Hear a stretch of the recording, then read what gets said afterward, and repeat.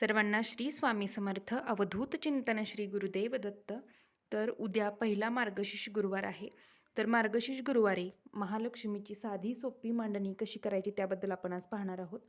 तर सगळ्यात पहिल्यांदा कोणतीही तुम्ही पूजा जर करत असाल तर तुम्हाला दीप प्रज्वलित करून घ्यायचं आहे. पहिल्यांदा दिव्याची षोडोपचारी पूजा करायची. हळद, कुंकू, अक्षदा व फूल दीपाला वाहून घ्यायचं. फूल वाहिल्यानंतर तुम्हाला लाल वस्त्र अंथरायचं आहे. पूजा मी आधीच मांडून ठेवलेली आहे कारण की व्हिडिओ फार मोठा होतो. मांडणी दाखवली संपूर्ण. तर लाल वस्त्र अंथरून घेतलेलं आहे. इथं कलश घेतलेला आहे. कलशाच्या खाली गोल तांदूळ, गहू काहीही तुम्ही ठेवू शकता. तर मी तांदूळ ठेवलेले आहे. त्याच्यावर हळदी कुंकवाचं स्वस्तिक काढलेलं आहे. त्याच्यावरती मी आत कलश ठेवलेला आहे. कलशामधला अष्टदिशेंना कुंकवाने नाम ओढलेले आहेत. त्याच्या आत कलशामध्ये 1 रुपया, दुर्वा, फूल, हळद, कुंकू आणि थोडंसं अत्तर हे सगळं टाकलेलं आहे. त्याच्यानंतर ही 5 पालवी म्हणजे आंबा, चिक्कू, सीताफळ, रामफळ, पेरू जी पानं तुम्हाला उपलब्ध होतील ती तुम्हाला ठेवायची आहे आणि नसतील तर तुम्ही खाऊची पानं देखील त्याच्यात ठेवू शकता. तर ही पानं ठेवलेली आहेत. नारळ, श्रीफळ आहे. श्रीफळाला मी मुखवटा घातलेला आहे. वेणी घातलेली आहे. पांढरी फुलं महालक्ष्मीला अतिशय लाल व पांढरी फुलं प्रिय आहेत म्हणून माझ्याकडे आहेत म्हणून मी जास्वंदीची पांढरी फुलं वाहिलेली आहेत. हळद, कुंकू, नथ व अलंकार तुमच्याकडे जे असतील ते तुम्ही घालू शकता. मी मणी मंगळसूत्र फक्त घातलेलं आहे. त्यानंतर इथे आपल्याला पानाचा विडा ठेवावा लागतो. त्याच्यावरती खारीक, खोबरं, बदाम, 1 रुपयाचं नाणं हे ठेवायचं आहे. त्यानंतर इथे तुम्ही गणपतीची प्राणप्रतिष्ठा करण्यापूर्वी फक्त मांडणी दाखवत आहे मी तुम्हाला. तर इथे तुम्हाला 2 विड्यांच्या पानावर गणपतीची मूर्ती असेल तर मूर्ती ठेवायची आहे. माझ्याकडे मूर्ती नाही आहे त्यामुळे मी इथे सुपारी ठेवलेली आहे. ती सुपारी ठेवून घ्यायचं. त्याच्यापुढे गणपती बाप्पासाठी नैवेद्य आपल्याला दाखवायचा आहे.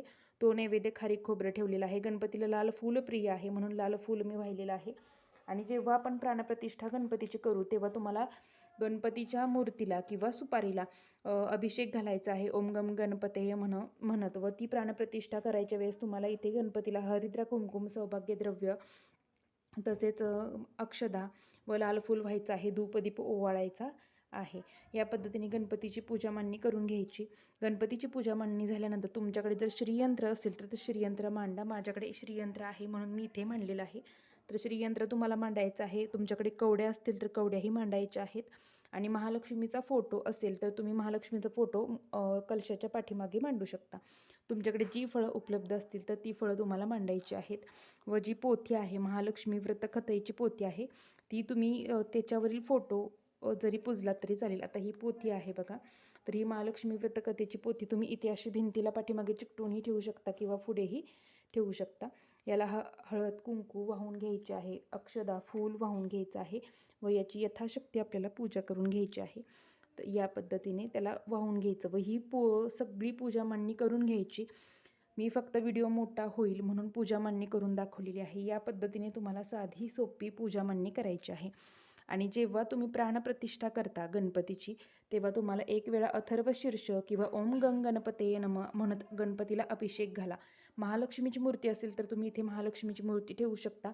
माझ्याकडे दोन्हीही नाही आहेत त्यामुळे मी ठेवलेले नाही आहेत. असतील तर इथे तुम्हाला महालक्ष्मीच्या मूर्तीला अभिषेक श्रीसुक्त म्हणून घालायचा व इथे महालक्ष्मीची मूर्ती, गणपती उजव्या हाताला व श्रीयंत्र त्याच्या शेजारी या पद्धतीने पुढे मांडणी करायची. नसेल काहीही हरकत नाही. फक्त महालक्ष्मीचे आपल्याकडे जे असेल त्याची तुम्ही पूजा करायची. फक्त पूजेला महत्त्व आहे. यथाशक्ती मनोभावे करणाऱ्या पूजेला, सेवेला महत्त्व आहे. तर या पद्धतीने तुम्हाला पूजा मांडणी करून घ्या. रांगोळी काढून घ्यायची आहे.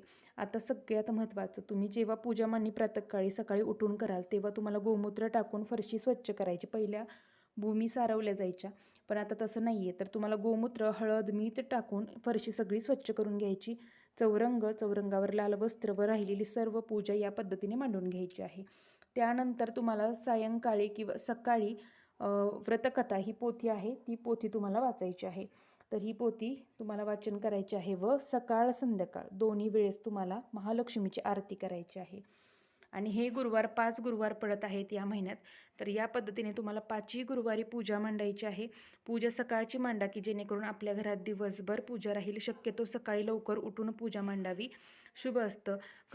दुपारी कधीही मांडू नये कारण की शक्यतो म्हणजे सकाळची मांडल्यानंतर आपल्याही मनाला अतिशय प्रसन्न वाटतं. त्यामुळे सकाळी उठल्या उठल्या पूजेची मांडणी या पद्धतीने करून घ्या. तुमच्याकडे जे असेल त्या पद्धतीने करा. आणि सेवा काय करायची त्याबद्दल मी सेपरेट व्हिडिओ करणार आहे. तर ही फक्त पूजा मांडणी कशी असावी याबद्दल मी सांगितलेली आहे. तर सेवा आपल्याला उद्या गुरुवारी कोणकोणत्या करायच्या आहेत त्याबद्दलही मी व्हिडिओ उद्या नक्की घेऊन येईन, किंवा आज जमलं तर आज टाकेन. तर थोडंसं समजून घ्या, मुलगी लहान आहे त्यामुळे व्हिडिओ पुढं मागे येतात, लेट येतात. तर या पद्धतीने पूजा मांडणी करून घ्या. आणि तुमच्याकडे जर ही 5 पालवी याला म्हणतात आमच्याकडे, ही जर 5 झाडांच्या फळांची पानं नसतील तर तुम्ही खाऊची पानं किंवा आंब्याची पानं देखील ठेवू शकता. या पद्धतीने तुम्हाला देवीची पूजा करून घ्यायची आहे. व मनोभावे करा. मार्गशीर्ष महिन्यातील गुरुवारांचा अतिशय सुंदर अनुभव येतो. लक्ष्मी प्राप्तीसाठी, सुख, शांती, आनंद, समृद्धी प्राप्तीसाठी हे व्रत केलं जातं. तर हे गुरुवारी करा. आणि कोणत्याही गुरुवारी देखील आपण गुरुवारी मार्गशीर्ष गुरुवारसारखे धरू शकतो, पण या मार्गशीर्ष महिन्याला श्रावण महिन्या इतकंच महत्त्व आहे. त्यामुळे ही सेवा कुणीही चुकवू नका. आणि षोडोपचारी पूजा करा. धूप दीप ओवाळा.